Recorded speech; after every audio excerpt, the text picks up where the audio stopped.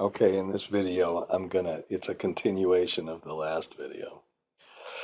And in the last video, I quoted Ronald Fisher, and maybe I shouldn't have. He had some ideas that were kind of not so nice. He said that rich people, and that would put me in not that category. I assure you that I'm not in that category. He said, well, rich people, they're smarter than poor people, and they have less kids. So societies will get dumber over time. I don't know if that was really a nice thing. So maybe I shouldn't have quoted him, but my uncle was his student, so I had to. Now, this video is going to be about this video is going to be about the. Now I lost my train of thought a little bit. Shit. It's going to be about not smart things like these other people. It's going to be about how do we, if we have so many investments with a different lifetime, for example, I talked in the last video about solar, not solar, about batteries having a different lifetime than the solar equipment. And I'm not going to open it up right now. If you do an analysis of hydrogen and you want the hydrogen truck and the electrolyzer and the compression and the storage and the dispenser and the solar that goes into every single thing has a different life. Now, when I started my little exercise, I did it with a case study where somebody said here was the cost per kilowatt hour of storage, which was pretty low, but that was for a pretty big battery with a lot of hours. So we'll do that in the next video. We'll continue it. But they said the lifetime of the battery was 15 years, which happened to be just about half of the lifetime of the solar. So they could just put one replacement in, put a financial model in, and go on. But with all the electrolyzers, with the stack, the electrolyzer has two parts, a stack that has a shorter life than the rest of it. With all of that stuff, just dividing it by two is really not going to work. And so what I want to prove to you in this video is that you can take this. Where were we? We'll do it with this one. Let's, if I put 230, what was that like? What was that cost? But that's for a much bigger battery, so it's totally inappropriate. But 216, I put 216 in here and put a 15-year life. Then we get this, and I maybe didn't emphasize it enough. Somebody could say, that's the true cost of solar, because you have to consider in the cost of solar that you have to get all this ancillary services to support that. And when you would compare solar to natural gas, you could, again, I can't remember where I did this somewhere. You could compare the cost of the solar to the cost of just the variable cost, not the fixed cost, just the variable cost of natural gas, because you're allowed to switch off the natural gas plant when you put the solar in. So you can put your solar in, pay the capital cost, pay everything, and then be able to reduce the fuel cost. Pretend you're, whatever, you're next to a natural gas plant, and you're just using less natural gas, paying less natural gas, and then on the other hand, you're paying solar, blah blah blah, capital cost, variable financing costs, operating cost, but then you could say no. With the solar, we're not finished, because we have to add in this problem with the solar that we have this ancillary service cost. So you could argue the right way to do this is to compare the solar to the pure cost of running the natural gas plant, which would be very sensitive to the price of natural gas, and put in a higher or lower cost of gas here, we do this, and that's what I did somewhere on a graph somewhere. Can't find it right now. Somewhere there. Okay, I put a different gas cost in. And actually, I didn't put the cost of ancillary services. Should have added the ancillary services cost on top of the solar, and then we look at different places. Okay, but I keep on getting this question, especially from my good friends who call me up and they're not, you know, they haven't done, in the past, they're learning really fast. Mario, for example, he says, no, how'd you do this? You can't mix up. You got to make a financial model. You got to make a financial model, and you got to put the replacement cost of the battery in there, or the electrolyzer, or the stack of the electrolyzer, anything else. And I say, no, I promise you this works. And that's all I did was promise them without demonstrating it. And I introduced it to you in the last video. And in the last video, if I could find this, I'm going to try to go through it more slowly. So let's say we have a 30-year solar project. Let's say our battery life is 12. Now, if I take 30 divided by 12, I get 2.5. Maybe that's too clean. Let's put 11. Okay. Some spam caller. Okay, and then if I take 30 divided by 11, nobody'd really give me. I get 2.7, so I've got to replace this battery 2.7 times. Now, when we do this and we try to do our financial analysis, here's the problem, and I've seen this. So we would replace it in year 11, replace it in year 22, and then replace it in no, shit. Hang on. Replace it in year 11. We'd replace it in year 22, and then it would have a little bit of life left. It wouldn't, when we replace it in year 22, we sorry, oh shit. We'd have 8 years of life left. Okay, I hope I did that right. Probably didn't, because I should be dead according to Ronald Fisher, and get rid of, make sure I don't have too many children and make the world a dumber place. God, I shouldn't have quoted him, maybe. Now, but he did other good things, the F distribution and the analysis of variance, and did a lot of good things probably too. So what do we do? So we have these two replacements, and now I introduced this to you before, and I put this ratio in, and now let's pretend our solar cost, this could be a solar cost per kW, and we can put our kWs in here if we want, and is this, and a battery cost is this, I'll put this as something like USD per kW, and we'll put a battery cost as USD per kWh,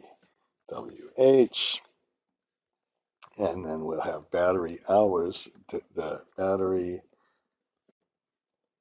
duration or something like that, and that means that we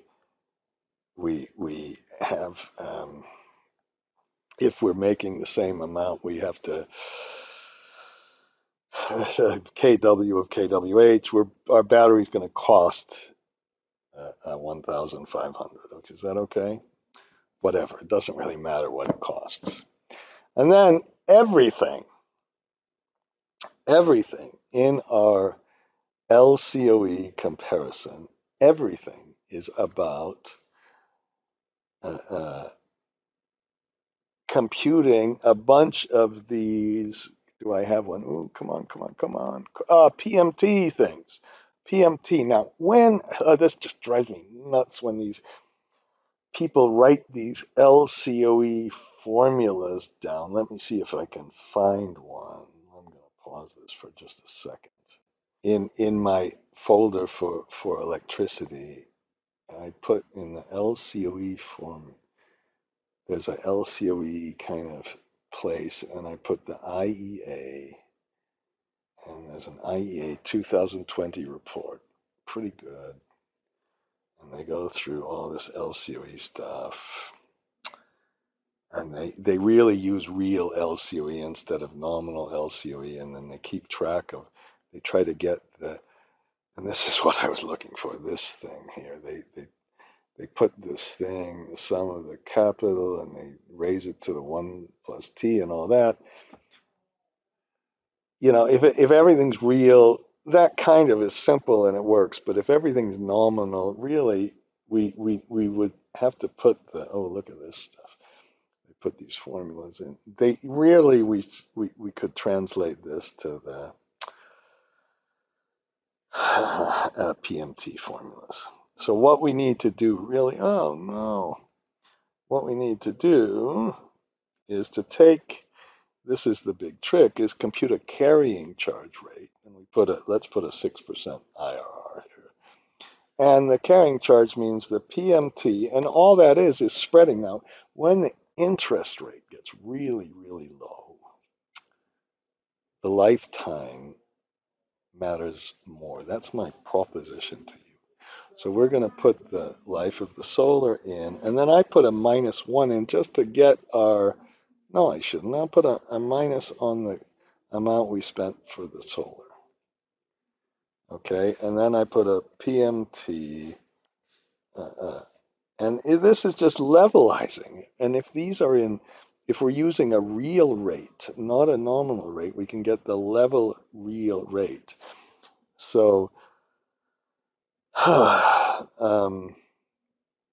this was the rate, and this time our battery is only 11 years.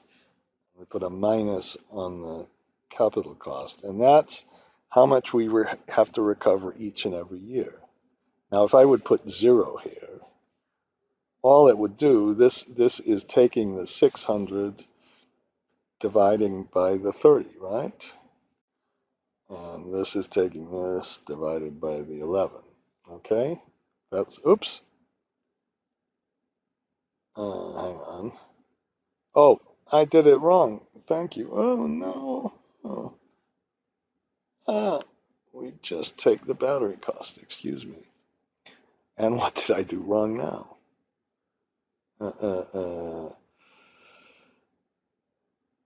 Why? This divided by 11. Okay, I'm going to pause.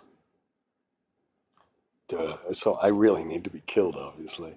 This is, sorry, what am I doing? This is, we're taking this number and we're recovering this amount. So if it's 0, we got 11 years.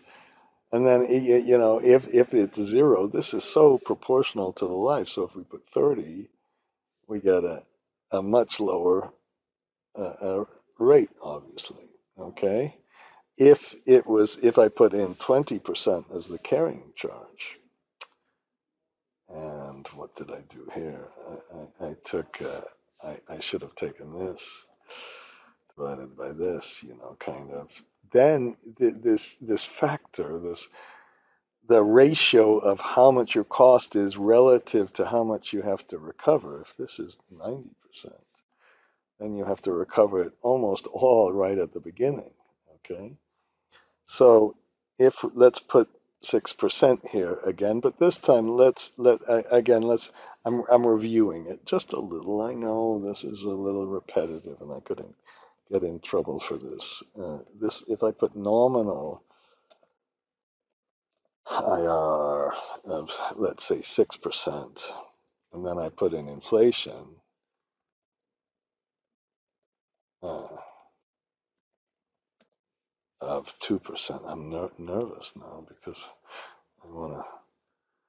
Okay, and then I take 1 plus the 6% divided by 1 plus the 2%, and I put minus 1. Then now I've got a real carrying charge instead of a nominal carrying charge, okay? And the battery is expensive and all of that. Now, let's go through the financial models. Now, I think what I'm going to try to do is not do the flags. I'll just explain the flags to you, and I'll kind of erase the rest of the stuff. And I'm also going to put in this as a decimal. Okay, so right now, if we put in the cash outflow for the solar, for both the equipment, and then we say, well, this we could pretend we're selling 1 unit. I hope you see. Oh, good. You had a good meeting with investors. Sure. Okay, and I hope you went through some LCOE. This is our price. This is our capital recovery. We could divide it by units. We could have put in degradation and make an adjustment. Could do all of that stuff. If I just do it with solar here, let's just put a minus on the solar investment, and then let's just do this. I hope this is pretty clear that I'm just multiplying it by the true, okay? And then I happen to make a little cash flow calculation, and this ends in year, when does it end? Oh, 30, in year 30. Good. And then I get exactly this 3.92. So far, so good. Now, if I change this and put a minus on the total investment, and then I add in the capital recovery of this one, of the battery, and now I'm just going to end it in year 11. Okay, and we just put this one and press F4 and multiply it by the battery flag. Okay, so if nothing else, I'm kind of showing you how flags work. Now, if I wanted to, suppose I could have, no, I'm not going to do this right now. I could have done a goal seek and kind of derived this price in a financial model. You can pretend this has taxes, it has 20 pages, it took you a year to build, like some of my stupid old models, okay? And you could do a goal seek to find these prices. Just think of this, I hope you can think of this as a price. Now, let's say, no, I don't believe that this works. I don't believe this works. That Mario sent me that Skype message just now. And so what we're going to do is this time, maybe I should do this. I'm going to put a replacement in. And the replacement occurs if you put equal MOD mod of this number or the lifetime of the project, lock it, equals 0, then that'll give you a true, okay, or false, true or false. But let's also, we only are going to make these replacements when our solar is alive, okay? So we put that flag in. So we have a flag in year 11 and another flag. Oh God, I shouldn't call these flags. Oh, but I have been lately. I call them whatever. I call them. Why did I do that? Replacement of battery. I suppose I did it in 2 steps. And then this is the total battery periods. And what I did here is said, well, we have 2 replacements and we have the initial one. That makes 3. And I multiply that by the life of the batteries, which is, I hope, no, this is, yes, the life of the battery. So let me do that for you so it's not so bad. So we put our first battery in, and then we have two replacements. I summed that, and then we multiply that times the lifetime of the battery. Here, we can do it here. And that means if I take the kind of just our time period and make it less than or equal to this, this is the total lifetime. Oh, oops, and then maybe I'll multiply it by 1. This is the total lifetime of the battery, and here's the problem. It extends this time only 1, 2, 3. We put the last one in here, and I did that calculation of the 8 all wrong, didn't I? Because we only have 1, 2, 3, 4 periods left, or actually only 3 periods after the last solar goes on. So this still does not have anything about the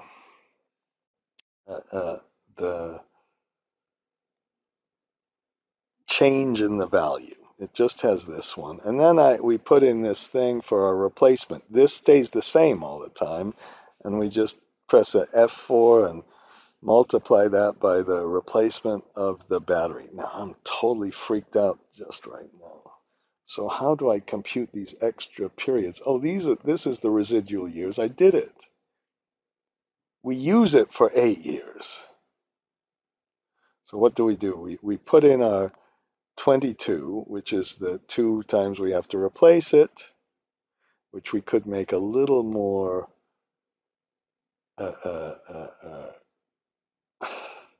this is the second replacement.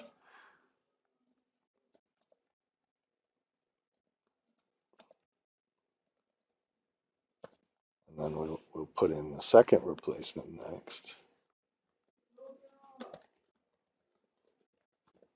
Okay, and then we will put in, this is years used, years of seconds used. So we used 8, and we can do mod of that to get that, I suppose. I suppose I could do it either way. I was having problems with that, obviously. And then this 3 is we take the 30 minus the 22 of the second replacement. Oh, no, it's the other way around. We take the 11 of our life minus the last year's use, and we get 3 extra years. Those 3 extra years are what's going to drive us a little crazy. Now, if I do exactly the same, use our battery capital cost, and take this solar cost and multiply this one by the solar flag that stops in year 30. And then I take this one and I multiply this one by the total battery periods, including those batteries right at the end, and then I'm just adding up the costs, and I get exactly the right IRR. And you know what I could do is I could compute the residual value here. What I could do is say, okay, what happened is this was equal to the PV at the discount rate for the 3 periods way up here of the battery. Okay, and that, I suppose I have to put a minus in. That's our residual value, and I computed that up here. Okay, and that's the PV of that. So what we could do is we could do a third scenario. And in the third scenario, you notice we only do it over the solar period, but I put another flag, and this flag is simply a flag that is the residual period. I'll put the period. Now we do the same thing. This 470 thing, this 473 is what? I hope that that's the, oh shit. Oh, that's the residual value. Duh! That's the residual value. I just computed up here and I put that you use the PV formula. Sorry about that. And then you, oh God, I better be killed. And then you put this one in. And this one goes all the way to the very end.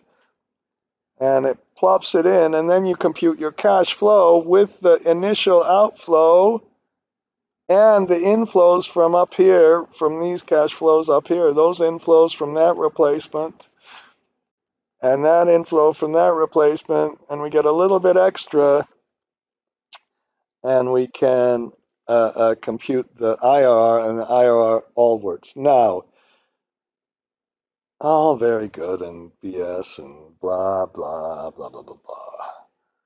The nice thing about this residual value thing, though, is, first of all, we proved that when we put these two rates in, whether we did it over the shortened life or whether we put this in and replaced it, our financial model works, and we know our financial model is working because of this IRR. And we did a third case where it still works when we put a residual value. Now, the nice thing is, if you,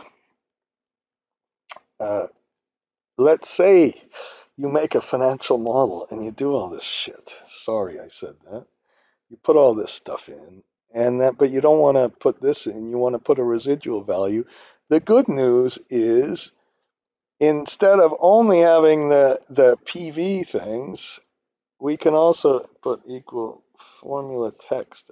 There never used to be one of these, you know. So we can use the PMT functions, the regular old PMT functions, and then as long as we kind of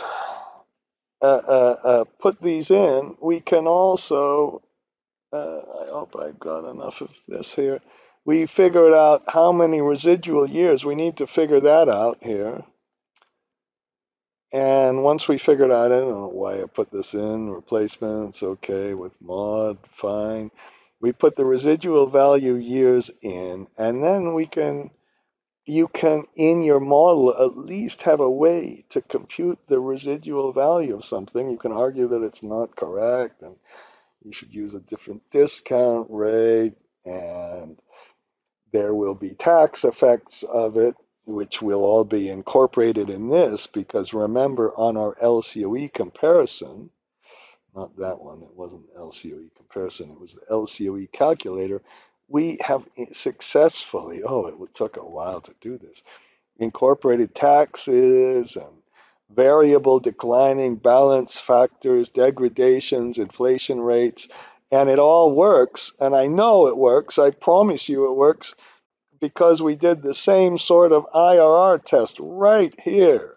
Maybe I'll press Shift Control 7. Maybe that's not a great idea. It wasn't that bad. And this was what our IRR actually was.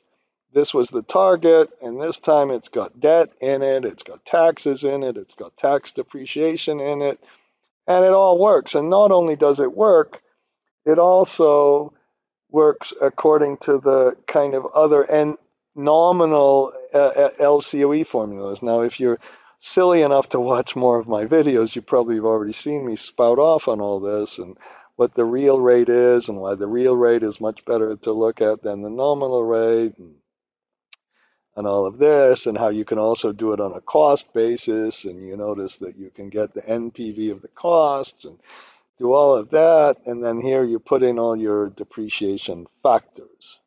So you can work through this. What I'm hoping is that you'll have even made it to this point in the video, which would be a shock, and that then you could go and look at the a spreadsheet. Okay, but we're not finished, because we've got this learning business. Remember, in this file with my friend Ronald Fisher, we also have some uh, uh, this business of, if we make our replacement, all of these things we'll have to replace it at maybe one half the cost. And who knows, this business of whether you can predict these future prices by increases in economies or something like that. Maybe you can. Maybe you can.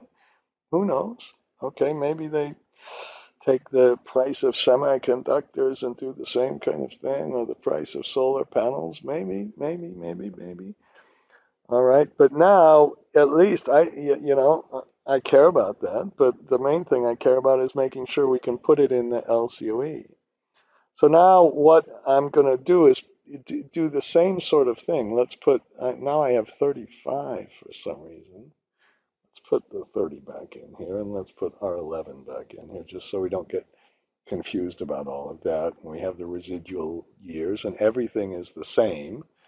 We can put this IRR is the real IRR, so it's 3.54 if you don't mind. Okay. And now, but now this battery cost here, and I put a learning reduction. And maybe you could put like a learning rate and put, you could even put, let's put a learning rate. And whatever that is, let's put that as 6%. That means there's a 6% reduction each year, and then we put a factor, and we don't really need it twice, but we'll put one minus the 6% maybe, and maybe you should take divided by 1 plus and all that. And then we're taking our first replacement. Put -1. Whoops, no -1. So we get 51%. No, let's put 5% learning rate. How about 4.5? Something like that. Let's make our learning rate 6%, 60%. Okay? All right. I don't know how objective all that is. Now, here is the problem. We go through the same analysis, okay? Except this time, we have a difference. This time, instead of replacing our initial battery at 1,500, no, we don't do that. And I remember when I did this, somebody said, "Oh, that LCOE, that's kind of a simplistic analysis." I really don't think it is. I think if you get it right, somebody's got to convince. Oh, maybe you don't have month by month, or maybe you don't have all the financial terms for the debt in, for example. But that's all bullshit anyway, because you might refinance. So in fact, what I did, by the way, what I did when I put this, you can look at it and dispute this with me. I kept the capital structure the same. This is something we used to do in the very late 1970s. I'm not that old, pretty old, very old. But so we kept down here somewhere. I have the asset balance, and then I used the economic depreciation, something I've come to believe in strongly, using the project IRR. And then we get our net plant and our capital. We keep at this, whatever, for some reason I have 79%. Let's put 80% debt to capital in. And we keep that the same, and we either repay our debt or refinance our debt in order to keep the 70% debt to capital the same all the way to the end. So that's like you're refinancing the debt.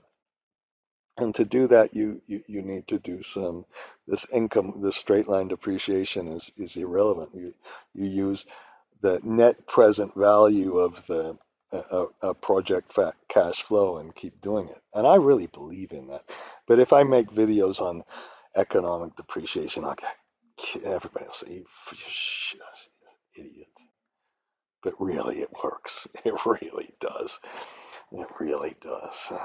Better than straight line is so arbitrary, and accelerated should be used for taxes, but then you can really kind of get the net capital just correct, and really is kind of nice. So now, I put the solar inflow this has a little bit of a different number because, and it's the same PMT function. And then I put in now, just a minute. What did I do? Oh, okay. Here's what I did. I just proved it. Oh, God. I kind of went to the end. Now, I suppose I'm not going to do it like this. I suppose I'm going to do it a little bit differently. I'm going to put the initial battery LCOE. Oh, good. I'm going to put the initial battery LCOE, and that's using our higher cost. So I'll put that here. And then I'm going to put the replacement battery cost, which is lower here. Okay, and then I made a flag, and I hope I don't have to go through this. So we have our first replacement period. No, fuck.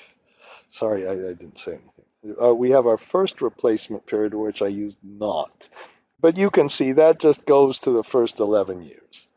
And then after the 11 years, we use our next LCOE period. And that extends 3 years after the life. So we could put our residual value in and do all of that. And then in this replacement thing, we put in the replacement cost, not the original. In this 2,100, we have the original 1,500 plus the 600. So we put a smaller replacement cost in with learning. Okay, and then at the end of the day, we get our IRR back. And if you don't believe me, maybe I should put an extra decimal here. Oh, I should use that shortcut, everybody. Oh, no, it's exactly 3.5. I don't have to put, it works.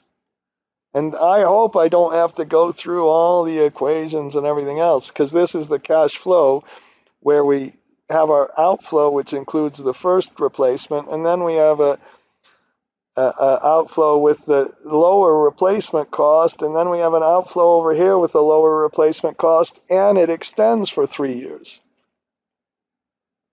And now you're saying, oh, what the heck? And then I put these things in. So this is I'm going to call this our PV factor. Now, when I did this, okay, here's what I did. I messed around a lot and just did kind of a trial and error, not like people with much more mathematical minds. And basically, what you need to do is take all of this stuff that occurs after that first replacement. See, I had a different replacement here. And then you take just the first PV factor, okay, of the first one, and then you can compute a weighted average. You can compute a weighted average. Now, I just experimented with this, so I'm just going to show you how it does. So don't worry about this is the PV over it's the present value at the discount rate, the real rate, over the first period, okay? And this is the present value of F14. Let's find F14. Let's show you. Remember my rule, F2 rule, so you can see this. This is the total present value of everything. It's the weighting of all the way out for the whole years, including the extra 3 years. All I'm just doing is telling you. I'm not telling you why, so it's kind of full of crap what I'm doing. But this, then you can say, well, this one, you take this PV and this PV, which is the total, and the PV of the first one divided by the total gives you 46% of the PV, and that means the remainder is this one. So we put a smaller weight on the replacement because we're including it much later than the first one. Now, if we do that, we go down here. Oh, we don't have to do this residual value. And what should I do? I think I'm going to do it here. This is the way I did it before. So this is the original one. You know, ooh, I can't do this because I haven't locked everything in. Yeah, let's do it like this. This is the proof. And screw this residual. That was kind of when I copied this. So let's just go down, and I'm just about finished. So we'll put our same sort of things here. Okay. And when we put our same sort of things here, now I'm not putting the residual, I said again. So we have our initial thing, okay? And we have our solar amount of capital recovery for the solar. And we take that capital recovery and we multiply it by our solar flag. Okay, so that goes out to year, whoops, and it stopped here because I didn't, whatever, you know what I mean, I hope. It stops here. You know, I realize that if you're looking for an interview, help with an interview from hell, this isn't going to help you, you know. Then this is shit. This is supposed to be down here. Then we have the replacement capex, and instead of going and recomputing that, that's these ones where we had a learning rate and the same kind of thing, okay? And then we had, for our battery inflow, we're just going to delete these, the second one, and we're going to put a battery inflow weighted average. And this, if we have to believe our learning thing, and we take this weighted average, which is this one. I put the little formulas here. And it's this one. I hope I didn't insert some lines or two. It's this weighted payment. So if we could compute, we could do this a couple of different ways. Now, when I did this in the analysis, my suggestion, but I might change my mind on this next hour, is to put in just have something like I just did. Put in the initial battery and then the replacement battery. And then this one is computed with a weighted average, which includes that learning, includes the learning part. So you go to the, I'm going backwards, back to where I was. Okay, and then we put that in, and this one, remember, occurs, so we could put in our residual value and all that stuff, and blah, blah, blah, blah, blah. But this one is times this, ooh, I've got to add this, so it's times this one, plus I hope that this replacement counter is right. I have no idea. Okay. Uh-oh.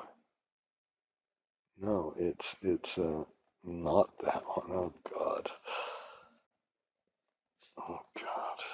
Okay. Let's see if it goes to the right number. Totally wrong. Totally wrong. Totally wrong. It's it's total battery periods. Excuse me for doing that. And I should have. I should edit that out of the video. I'm getting better at editing my mistakes out of these videos sometimes because I make so many of them. But then we have, so we have a different amount. This last time it was, you know, the 100, but at the beginning we had 166. This time we're just going to take and compute a weighted LCOE that reflects both of them. Now you could say, we're going to negotiate a PPA and we're going to have, yeah, sure, okay. But this gives you the kind of same thing. So we take this, plus this, plus this, plus this, and I hope it works because I've tried it, but it might not. And then you put the IRR check, okay? And now oh no, it's different. I was just fooling, it's the same. Okay, and that's it. And now we've got our LCOE tool, that can really incorporate a whole lot of stuff. Let's just go back. In the LCOE tool, don't try to make it like some app. Let people put their own quantity and capital cost.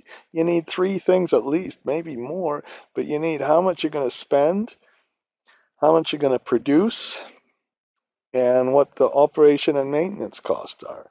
And that's going to be different for every kind of technology. Well, not everyone, you know that. But and then we put our tax rates in and that financing, and that's all the same. It's kind of like that a parallel model I spout on about that I worked with Hetty on today, and it's getting really, really close to being usable. And then we put all our stuff in, and we get our cost. So again, this is the cost of the replacement battery, the initial battery, and then this is this first one, and you can see what happened in this. This is with a load shifting scenario that the battery cost was a lot more than the solar cost, okay? And that depends on all sorts of assumptions about what we're going to, in this case, I assumed the battery cost went down to 150, and we put the battery replacement cost in, and we've got a 10-year plant life. Now this if I did it really exact, which is obvious I should put this 35 and this 10. So that was what was in there originally. So I'm sure there's the elegance of this is not good right now. We'd almost have to put a little extra calculator or whatever thing maybe I'll call it AI. No, I won't. That's too stupid. So we put our this in, and then we put our battery life in, and where is the battery life here? Okay, and now we have a little different weighting. We weight the ending one more, and then we can kind of really see. Now I've got other videos that are going to go through exactly how big of a battery you need, and uh, what's the capacity factor of our solar, but we basically spreading our total amount of energy we get from both all the solar plus the battery. It's the same amount. Now there should be a round trip efficiency loss here, so I'm going to have to put that in. And that's that. Okay? And again, this file, if you go to the website, you go to where battery and storage. Now you see I put a speaker and retail. Introduction to battery analysis. Where did I put it? I actually put it in solar, but I'm going to put it in I'll put it in ancillary services on the battery, I think. Okay. Have to think about it. Somewhere it'll be in one of those. Is that enough? That's enough. Okay. That's enough of this one.